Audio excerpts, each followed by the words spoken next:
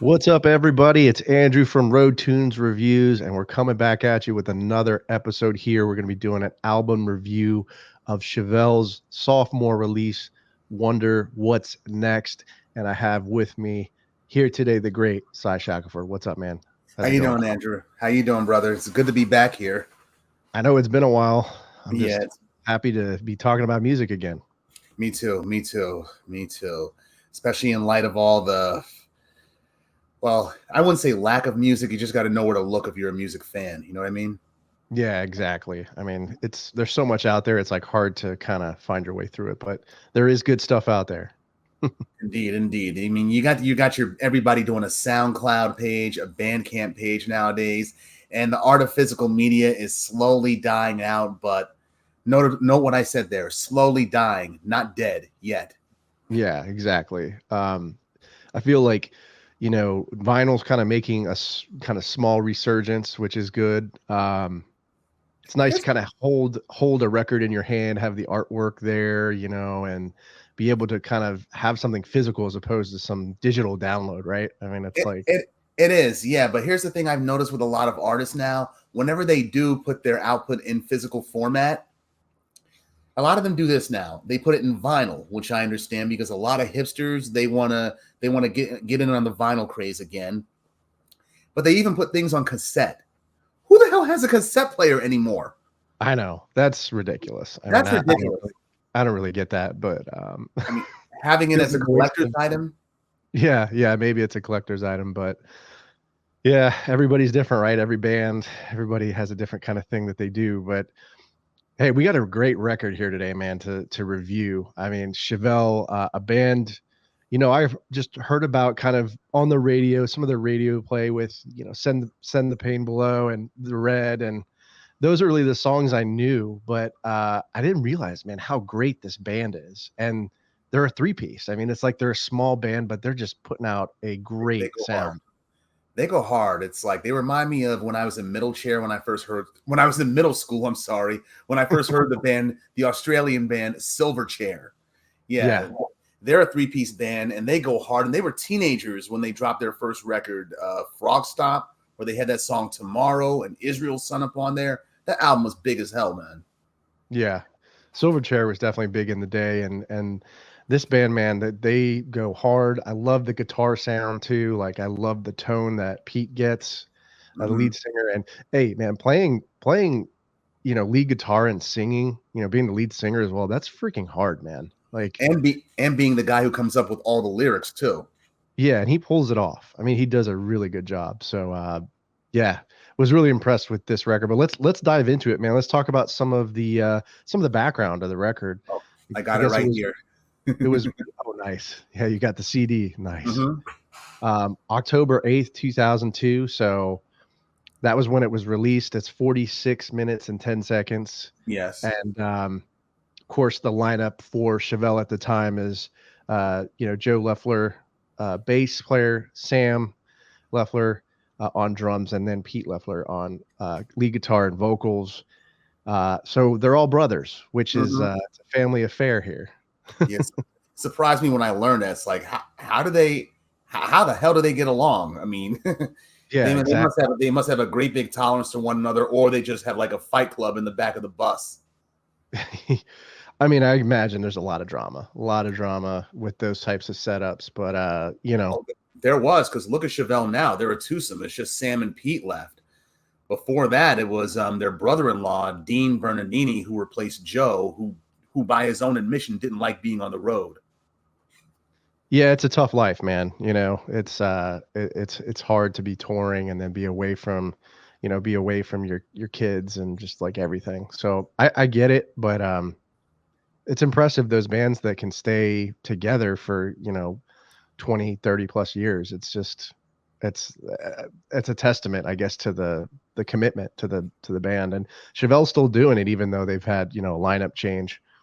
Like you said with Bernard, I think it's Bernardino, right? That's playing bass now, or No, he was playing bass. He was playing bass. He's the one that replaced Joe right after Chevelle's what was it? Their third album, This Type of Thinking Could Do Us In from 2004.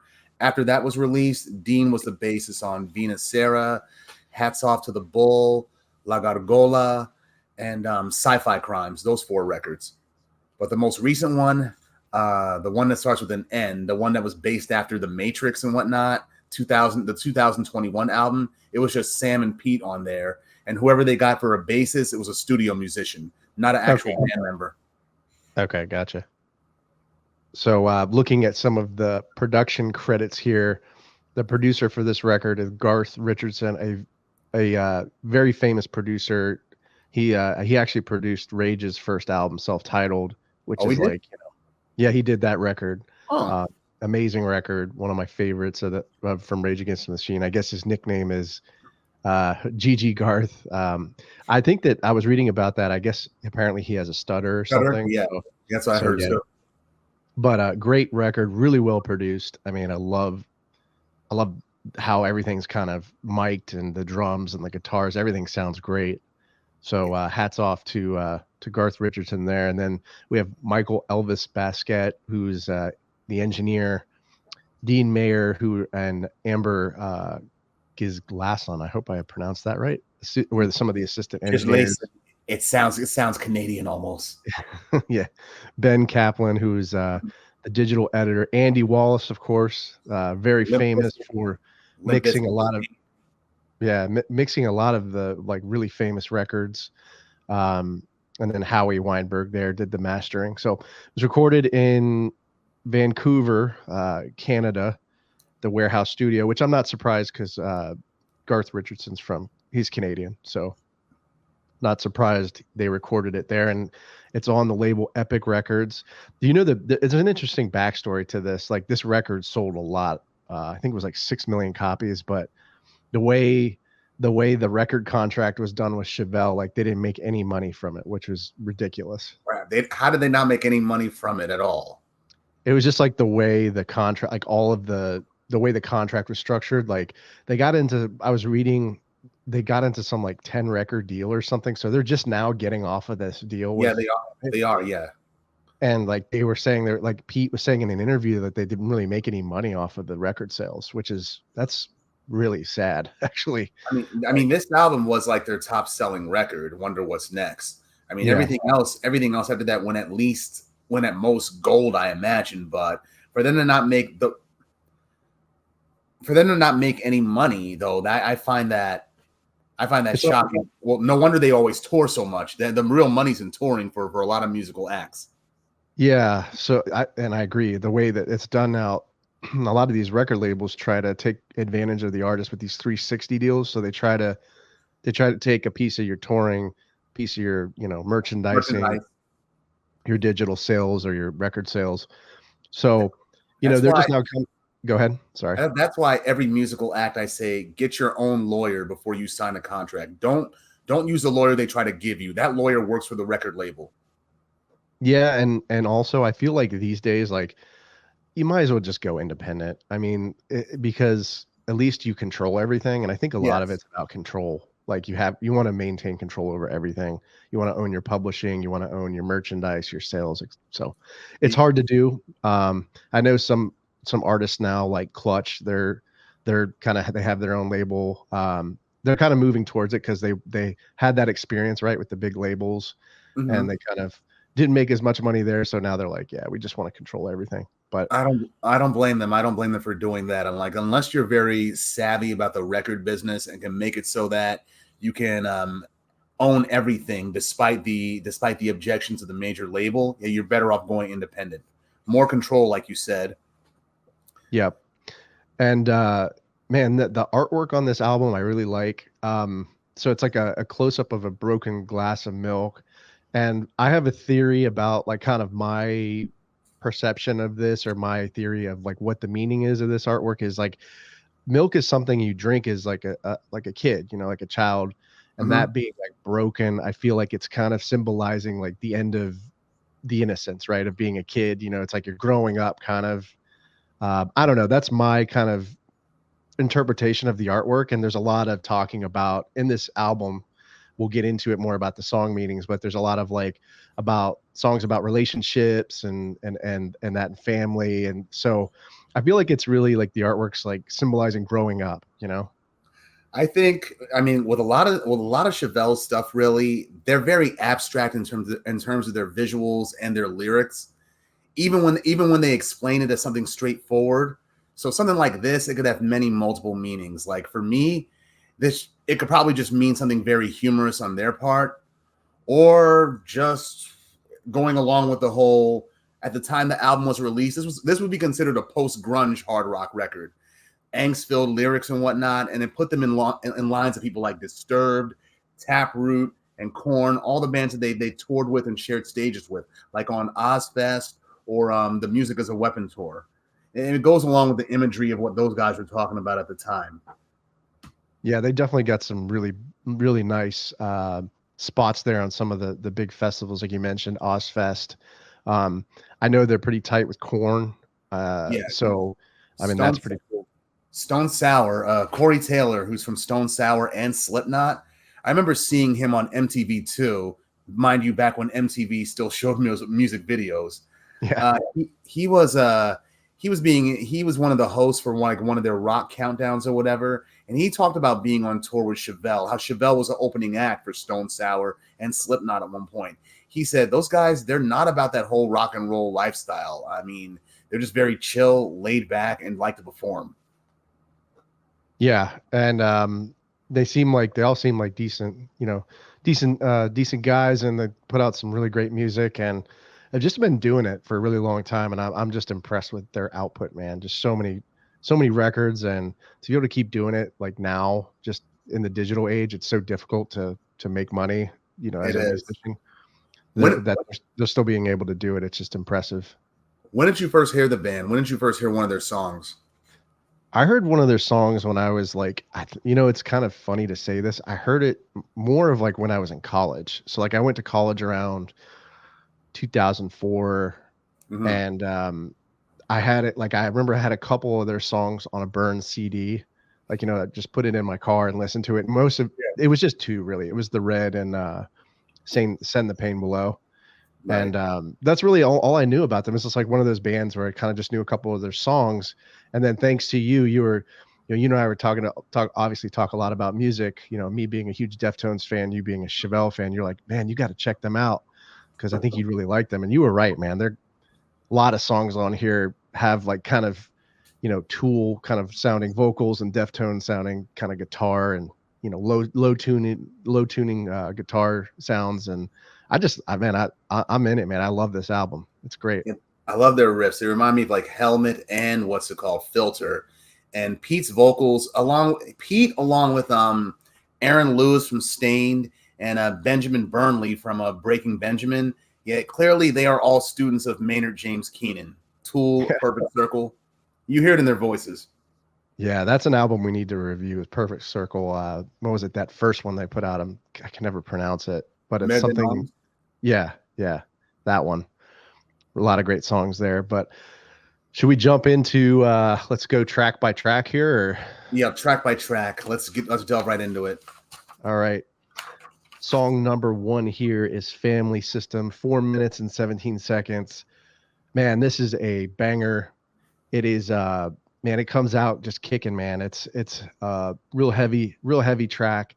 Nice like crunchy riff there. It's kind of Mhm. menacing. And So about the guitar riff yeah, it starts off with, and then Pete's vocals. I'm like, this something's about to happen. Something's about to happen with this. And yeah, then yeah. They just go right into it. At a minute 42, you have that guitar riff that kind of morphs into like this. I don't know. It was like I don't know if it's an effect or if it's like it kind of sounds like like a percussion or like a bell, xylophone, like a you bell know? kind of effect. You hear it in the background. Yeah, Yeah. after Pete just starts bellowing out, no response, no revealing, and then Yeah. you just hear the xylophone in the background, and so it starts going back into the beginning of the song.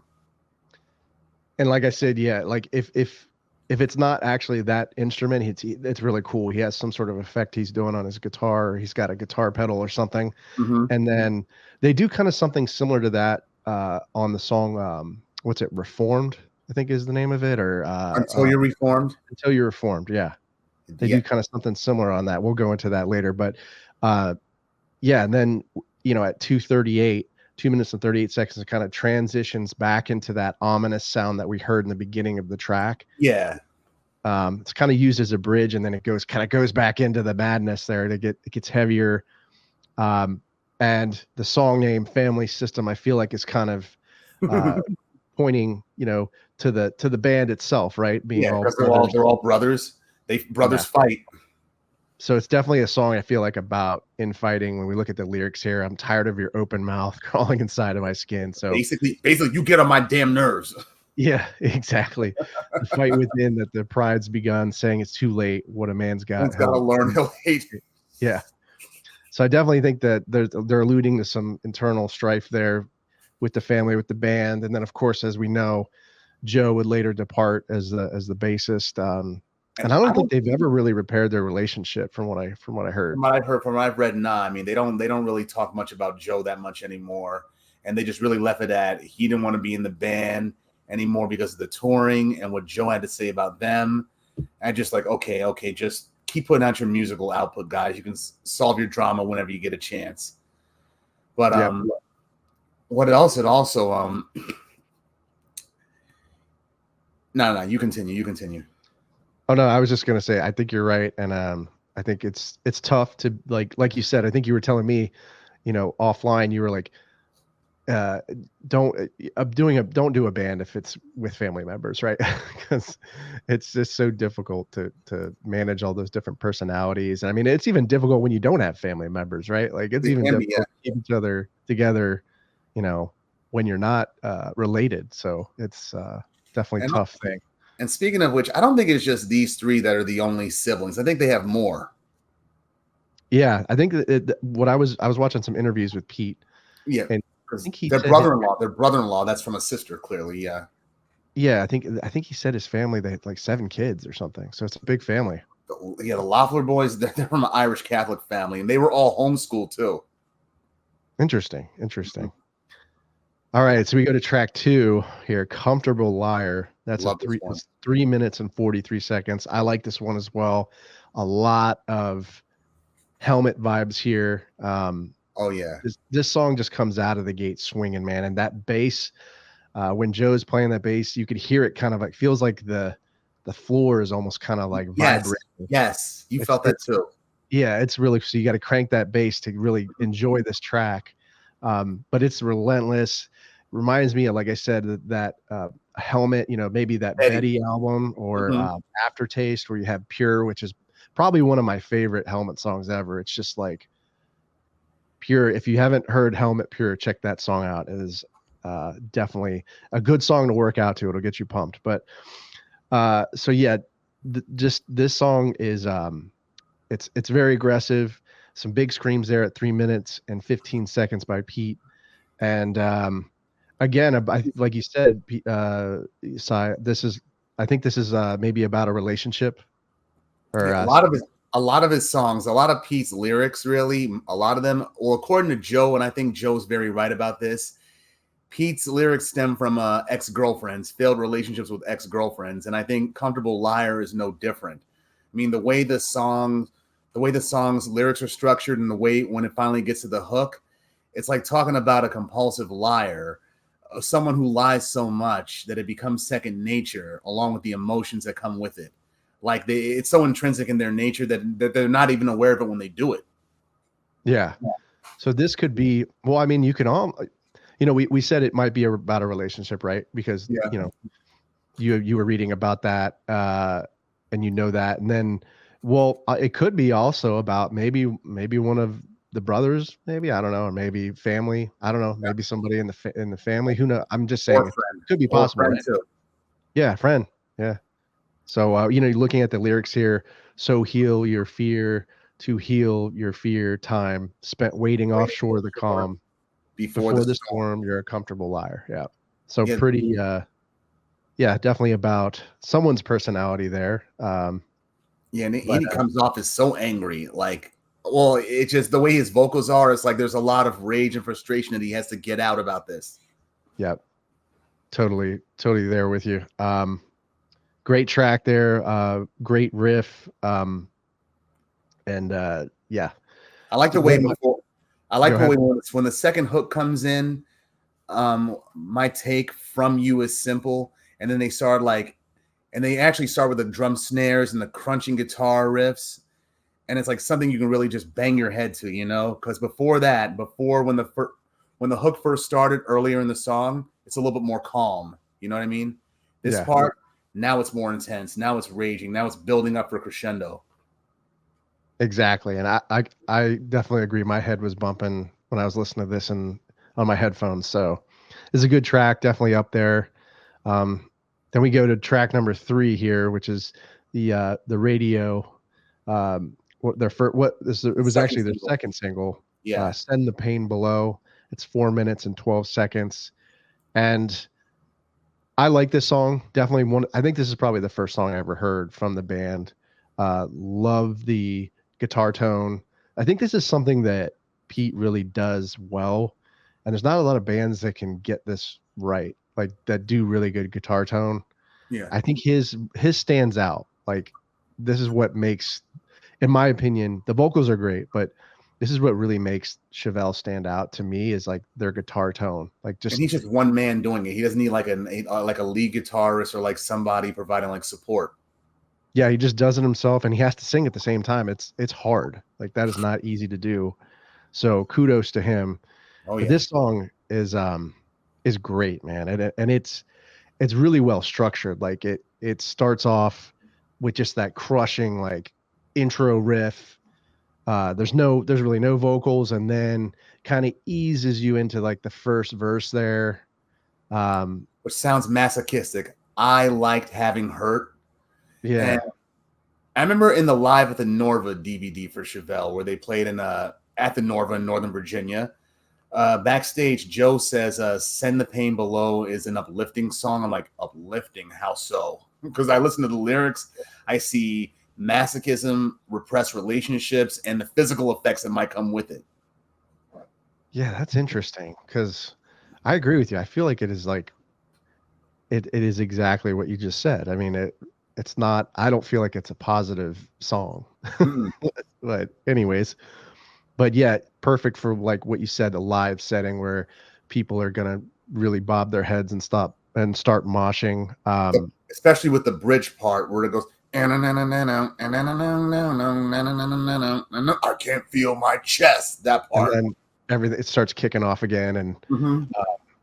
I think Sam does a really good job here on the drums too. I mean, I'm leaving him out. I kind of really didn't mention him. Yeah, I'm mainly just talking about Pete, but he's the um, oldest. He's the oldest of the group too. It's Sam, Pete, and Joe. yeah, he's kind of the unsung hero, I think, as well in this band. Like he adds a lot. He brings a lot to the table. Joe does as well, and we'll kind of talk more about that with some of those songs like "An Evening with El Diablo," which I think is probably one of my favorite songs on this album. I mean, I feel like I've been listening to that song on repeat, but we'll get to that in just a second. But "Send the Pain Below," great track, great, bridge there gets the energy going, and then a good closeout as well. But yeah, like you said, it's kind of kind of different interpretations of that song from the band. They think it was uplifting. I don't. I don't. I don't. I'm like I like how it gets me hyped. Yeah, do you remember the music video for it where they're like at like a ski chalet or something like that? Yeah, it's like they're doing they go into like the what's it like the snow park where they're doing like Mm-hmm. tricks and stuff and yeah, Yeah. that's cool.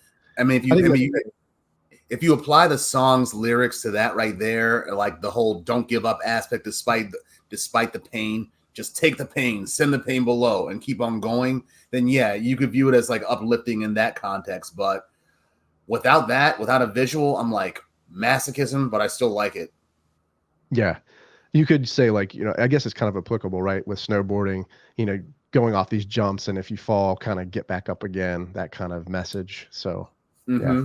Like Lindsey Vaughn, for example, like how she just gets right back up. She even has both of her knees replaced now. Wow. Mm-hmm. Wow. That's rough. So Closure, that's track number 4, Mm-hmm. 4 minutes 11 seconds. Um, I really like this track. I think this was their third single, if I'm And not the final, correct. one, yeah, because the video, They didn't go for any high powered concept for the video. It's just like spliced images from their live shows, pretty much. Yeah. I mean, and I think that's a nice, like, easy way to do a music video and probably cost effective where you're not Yeah, having to go, find sets and stuff and find actors and all that stuff. But that's the way they used to do it back in the day for certain. It's like Guns N' Roses, Paradise City. yeah. Yeah, or I like to think 311 when they that one track, what's it Beautiful Disaster, that they did kind of just a compilation of all their live shows. Speaking of And which, speaking of which, are you wearing a 311 shirt right now? yeah, yeah, I am. Okay. I figured that. I figured that based on how the point and how it looked in the logo up top. Yeah, that's impressive because the camera's not, you can't really, I don't feel like I could have, you know, I could have been able to seen that or tell if it was a 311 logo. That's impressive. Got my But yeah, Chevelle. they're definitely one of my favorite bands, man. Chevelle, got rocking the Chevelle shirt. I Mm-hmm. love it. I like this song a lot. Sai. I mean, I feel like there is, I don't know if you listen, there's a guitar, an acoustic guitar, like kind of overdub on this, or maybe it's not an overdub, maybe it's a like kind of a double track. So I In don't the know if you first can hear hook, it. in the first hook, right? Yeah. I think this song would be a great acoustic song, like just purely acoustic. And I would love for them to do this whole album, like do a whole, MTV do this whole, Unplugged. yeah, do like an unplugged album for this. Like this would, I think it'd be really cool. They did Uh, something. They did the last time I saw them live at the Fillmore back in 2018 or 19, I think it was. Yeah, the closer show out, they did like an acoustic version of the Red. I bet you that sounded pretty cool. It was. At first, I was like, "Come on, just do it harder, do it harder." No pun intended.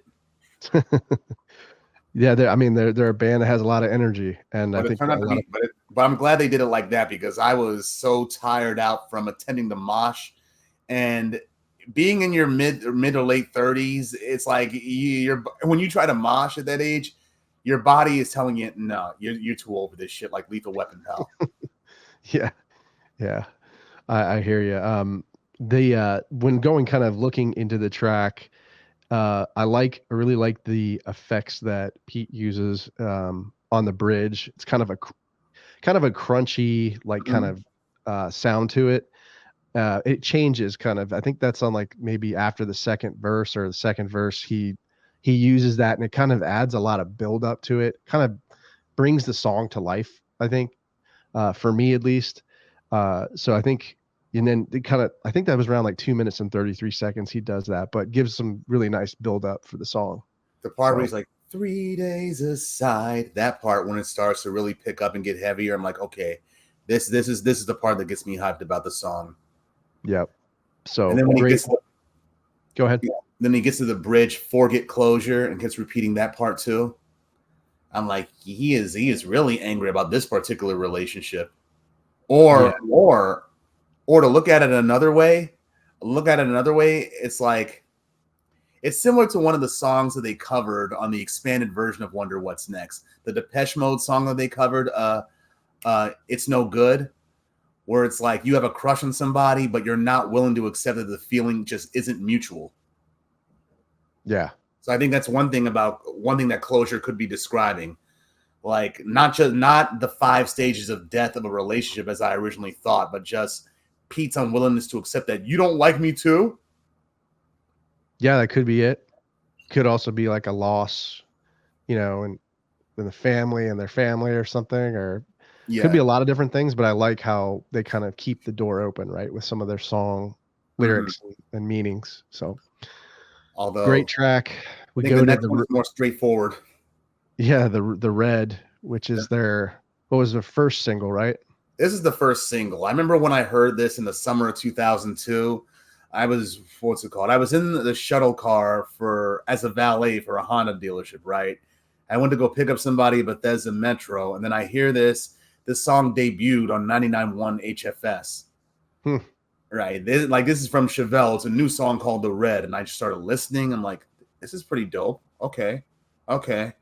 But then I didn't think about it again until I went to school later that fall for my third semester in college. Heard it more then around the time the album dropped.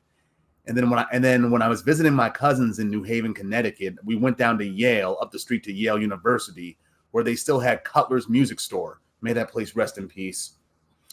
And they had the CD copy there. This is the one I bought from there, right? I bought this, Taproot's record, Welcome, and Disturbed's Believe, and some other hip hop records too. But this record right here, wow, that was one of my favorite rock records all throughout college. Yeah, they have. It's definitely become one of my favorites too now, just now, which is kind of funny. But um, yeah, this song, I definitely heard it on the radio a lot, and I remember going to see them at HF Festival. They were one of the bands that played, and the thing that kind of was unfortunate is, at these festivals, it's kind of like, I guess as a band, you just have to kind of wing it sometimes with the sound. Like there's a bunch of bands going up there. You don't have like a lot of time to sit there and to work the sound out. But they were just, their guitars were just too loud. Like I could barely hear the vocals, like which kind of sucked. But anyways, I mean that was a kind of my introduction to them, and then a lot of kind of later on coming back to it now while we're doing this review. It's kind of disappointed I didn't discover them earlier, but hey, better late than never, bro. yeah, exactly. But going into this song, The Red, what I really like about the production of this song is I think they do an overdub with the vocal, and it's like a harmonizing, like it's like a harmonizing vocal. So Pete's singing, he's singing the verse, and then you hear kind of another track in the background where it's like a harmonizing, it's like in a different tune. And I hope I'm making sense here. You probably know what I'm talking about. I know, vocals on top of vocals. I know what you mean. Yeah. But in concert, it would always be Joe who be doing the background vocals. But here on the album, it's definitely Pete, and you can hear it by the time when the second hook sets in, how the backing vocals, they sound different instead of in sync with the main vocals as they are when the first hook drops. Yeah, I was thinking thanks for clarifying that with Joe, because I was like, I wonder how they do this live, and I bet you it wouldn't sound as good without that backing vocal, because it adds so much like kind of color and texture to the song. Oh yeah. It's funny. I was just reading my notes here. I went to a couple of Caps games this year, and they play this song, See Red again, because of course their home uniforms are red. So it's a signature song for the band, definitely. Yeah. And I've seen a lot of people use this song as like a background music for like a lot of their like fan fiction videos, be it for like the TV series Heroes, some anime videos, basically anything where anything intense is about to just jump off and happen. Yeah. So great track. What do we think about the lyrics? I mean, is this about like anger, kind of like anger? Yeah. It's the most straightforward track I think they've ever done. This is clearly about anger, about getting so angry that you literally see red. The whole phrase, I'm seeing red. I'm seeing red when I have to deal with these people. That's what this shit's about. Okay. And they even have an anger management setting in the music video for the song to drive the point home. Yeah, maybe they should have put this on the anger management soundtrack, that Adam Sandler movie. That would have been. They should have. I mean, that movie came out in the same year as this album. 2002. Yeah, maybe it's too serious. I don't know for a comedy movie. They could have had it in there for like comedic effect. Yeah, it's an Adam Sandler movie. I mean, he's a genius with comedy. So yeah. So yeah, we go to the title track next here. Wonder What's Next. 4 minutes and 10 seconds. This is the title track, and this is an interesting one. It has some spoken word, like we were talking about, kind of offline, which is interesting, right? Like, because really none of the other songs do, and I think Pete's kind of voicing some of his frustration with the system, with the music business, the record label. I mean, there is a certain level of frustration here, especially considering they made a transition. They were on Squint Entertainment for their first album, the independent release Point Number One, and now they're with the major labels where they have a bigger budget, and it also accounts for the sound as well, for why Wonder What's Next sounds so, the way it's tuned, the way it's more polished than their debut, because their debut just has indie written all over it. I think it was actually on like a Christian, I mean, a Yeah, Christian rock label or something. I was reading. Entertainment, it was what it was called. Yeah, they're done now. They're defunct. They went Yeah. out of business a while back. But the fact that they were on Squint led everybody to misconstrue the band as a Christian label. Yeah, If exactly. if anything, if you were at Chevelle, people would just jokingly say that we're all lapsed Catholics. Yeah. And then, he goes into, you know, the spoken kind of word part. We just start speaking. There's no kind of like, it doesn't align with the music per se, which is, it's not a bad thing. I think it makes the track different. It makes it stand out. There's some commentary there, obviously voices his frustration about the record labels, but there's some things I thought that were interesting instrumentally about this song. There's kind of like some percussion at the end, which like it sounds like almost like, I don't want to say go-go, like, but it sounds like he's hitting something with like, Like it's something not a, industrial. Something yeah, in that, yeah. maybe it sounds like maybe like something metal, like a metal container or something. It's giving the some sort of percussion sound that does not sound like a drum. Like, The part I like in the song was when Pete starts saying the part where the vocals drop, we play the blaming game, and the way the music is in the background. I like that part best in the song. And Pete's humor and sarcasm is laid in, we play the blaming game. Yes, I mind. It's not your turn. It's my turn to blame you. yeah. Well, hopefully, like we were talking about, hopefully they get their own label and then they can kind of control things a little bit more. This next one they're gonna do. That's their last one for Epic, I think. Yeah. So track number 7, Don't Fake This, This is my 339. this is my least favorite track on this album. Yeah. Yeah, it didn't do Why much is for that? me at all. I mean, it's like it's just intense for the sake of being intense, and the vocal and the lyrics, they just feel so indecipherable for me. I mean, yes, it could be about a relationship, but I have trouble trying to figure out what this one's about. Yeah, I don't know. The one that was kind of the we'll get into it later, but the one lonely visitor for me seems kind of a little out of place. But I don't know if I would have ended with that one. That's just my personal, opinion. But this one, I mean, it's okay. I mean, it's pretty good. Yeah, I think it's aggressive. It's got a good tempo. Kind of starts off with like kind of a single guitar track there, and then kind of explodes into the verse. And the drum sound to this song, it's almost like he does this kind of like double tap thing on the snare. It's Mm-hmm. kind of a really unique sound or kind of drumming style there. I didn't hear it like anything like it on any of the other tracks on this album, and forgive me, I'm not a drummer, so I don't know the technicalities and all the different parts of drumming, but that stood out to me. So I think Sam did a pretty good job there with the drums. The guitar But work where he makes it sound like a screeching distortion effect, like when he screams, "Yes, you're my sight." yeah, he does some really cool guitar effects on this album. And I'm just starting to pick up guitar, and I'm so glad I found this album, because I'm like, I think I'm going to hopefully learn how to play some of these songs, because they sound really, really cool and really fun. Yeah, So we go to the next track here. It's track number 8, Forfeit. I love this one. This is this is a really aggressive track. I could see how it's fun at concerts, like you were telling me. Mm-hmm. Uh, Kind of a song you want to mosh to. And And it's about the mosh pit, really. yeah, and it's got that crazy guitar effect, like in the beginning of the track. It sounds like something like Tom Morello would like do, kind of like, it's got kind of like a DJ kind of Yeah, scratch feel to it.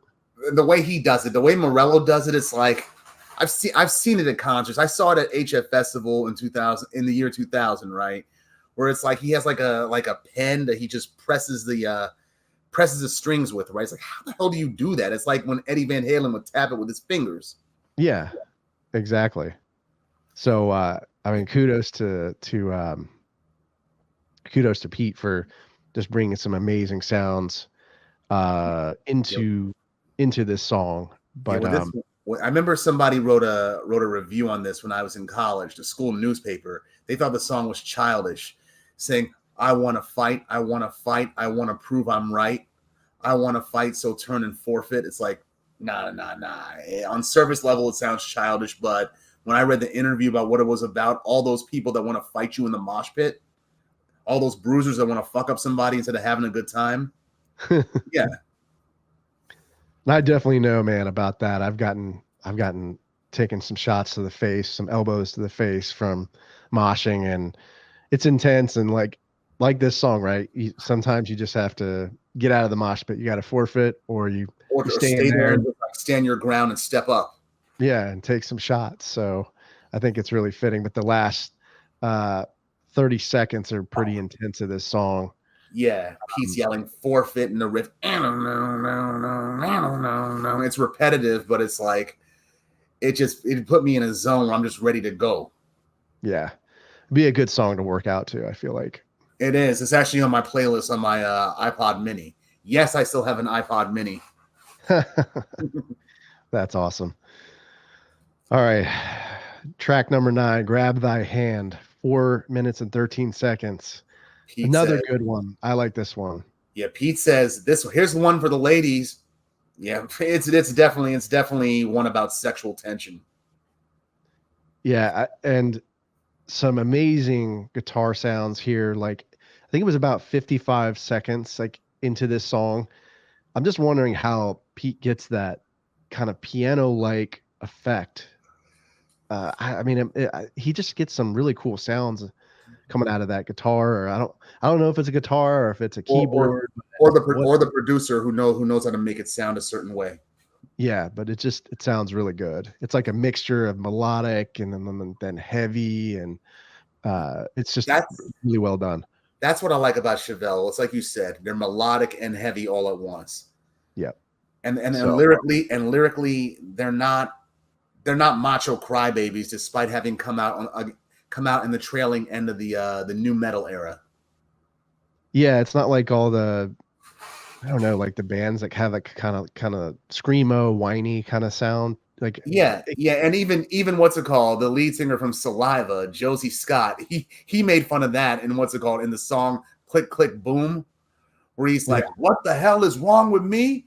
My mom and dad weren't perfect, but still you don't hear no crying ass bitching from me like it seems to be on everybody's CD."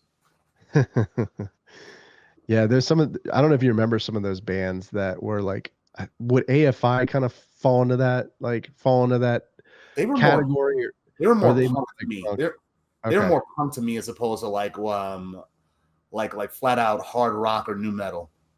okay. But yeah, this is a great track, and Sam also has some pretty nasty drum parts on that song. Like he like I said, I feel like he's kind of the unsung hero at times with this band where he has some really nice fills. He has some really nice Sure. drum He kind of stuff does. going on there. Especially, as we kind of segue into the next track, track number 10, An Evening with El Diablo, His which drums, is, his drums are great on this, especially like what's it called? Having to maintain that rhythm up until the song's bridge and hook kicks in. yeah, Goodness. And 5 minutes. Joe's Yeah. bass. Yeah, the bass line is killer in this track. I mean, it's awesome. So And got to give Joe his props there. and So it's evening 5 with minutes and 43 seconds long. Um, and starts off with like this bass and drum build up with that, crunchy guitar riff. Um, and this second verse of this song, man, is killer. Like they do a transition and like they use kind of a different guitar effect, but Mhm. it really gets the song in it puts it into like a whole different realm for me. Like I don't I know if you was if you high felt the off same you. way. I'm sorry? The way it's though the second verse, I was high off you. And then Yeah. he has to he has to shift his vocals every few seconds, and while still having to play the guitar too. And the guitar just keeps building up. It's like, dude, where is this going? And how do you keep on doing this? The whole time, man, I was just like listening to the car and my head's just like up and down. And it's like, I'm, hit my hands on the steering wheel because that drum beat and that bass line is just killer. And Pete's So, vocals too scared to run. I'm yeah. like, this whole song is like horror movie vibes. This would have fit well in a horror movie soundtrack, actually. But knowing Chevelle, if they're ever asked to provide a song for a movie or a TV show, they'll just come up with an original one. Yeah. Because they're creators, man. Yeah, They can make something out of nothing, yeah. I mean, So, they did it with the Daredevil soundtrack and the Punisher soundtrack from 04. so they actually like wrote songs for that for the soundtrack. Those Yeah, two they movies. did. Yeah, like Wow. until you're reformed, the one that the version, I'm sorry, even though it appears on Wonder What's Next, the expanded version, it actually first appeared on the Ben Affleck movie, the soundtrack for the Ben Affleck Daredevil back in 03. Okay. And Very still cool. Still Running, which is Still Running had like a fast version, a sped up version that appeared on their third album. This Type of Thinking Could Do Us In, but it appeared months earlier in the soundtrack for the Thomas Jane Punisher movie. Okay. I feel like they're such good musicians too that they could almost not even have to. They could be like kind of like a Nine Inch Nails, like Atticus Ross kind of thing, where they could just do instrumentals and make it sound good, and just like be able to make it work somehow because they're so good at what they do. I could see them doing like what Queen did back in the day, like how they did the whole Highlander soundtrack and the whole Flash Gordon soundtrack. Do something like that. But as far as just instrumentals go, I don't. They could do that. They could do that. I just don't see it just yet. Yeah, But this but song right here, "An Evening with El Diablo," yeah, this is definitely a fan favorite at their live shows as well too. And they tease the crowd with the bass. They let it go on for a minute before they just set in with the song itself. yeah, it's like dun dun dun dun dun dun dun dun dun dun dun dun dun dun dun dun. Yeah, and it's like it's not just like clean bass. It's got this like I said, kind of distortion on it. Like they have to put some effect on that bass, but it works. It sounds really good. It And this does. song, "An Evening with El Diablo," I guess El Diablo in Spanish means The devil, devil. right? Yeah. So, guess we were kind of alluding this was about somebody who was not essentially a good person. Pretty much, yeah. Meeting somebody who seems cool, but then you find out, they are, they're not the devil, but just as bad. And Pete, he kind of has sort of some envy about this devilish person too, when he says, "I wish I had your faults, because nothing seems to faze you." Then he realized lies, because you're much more than just human. Yeah, his vocals are great. I mean, he gets like hit the pitch, like his tone in this song, like the hot. I don't know how he does it, but he pulls it Screaming, off. Like, yeah, he's singing, screaming, growling. He has a hell of a good growl. yeah. Be able to do that while playing guitar too. I watched this song live, and I don't know how he pulls it off, but he does. And it's impressive. So, Yeah, they're professional musicians. They've been at this for a minute. yep. So last track here, "One Lonely Visitor." I Again, agree. This song should not have been on the album. It's so out of place. it just seems out of place to me. I honestly would have ended with "An Evening with El Diablo," kind of end the album with a banger, like just Yeah. kind of close that out. It's done.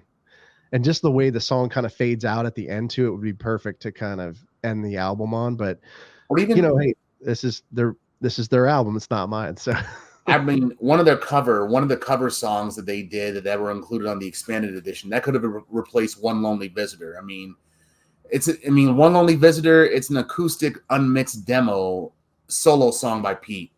And yeah, again, another one about a failed relationship, a breakup song. I mean, yeah, Pete does increase the intensity of it, but without a producer to truly polish it, it sounds out of place. One of the cover songs they did, "It's No Good" by Depeche Mode, that would have fit in on here. Or No, even, and even the Helmet song, um, what's that? Visibility, High Visibility?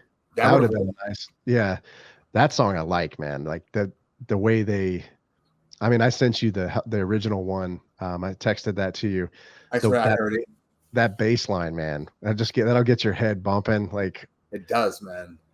And and, they had and they had a cover of Black Boys on Mopeds by Sinead O'Connor. That was yeah, surprising. that one was, I didn't know who sang that, but thanks for bringing that up because I downloaded the expanded edition. And I didn't know if they wrote that song themselves or it was just like an unreleased. Because sometimes, they do put songs that are, unreleased songs on the expanded edition, but I had never heard that song before. Yeah, Black Boys on Mopeds, It's No Good. Those are covers. Until You're Reformed, that's an original song Yeah, soundtrack. yeah, cool. Well, hey, man, this was a great album. I enjoyed reviewing it.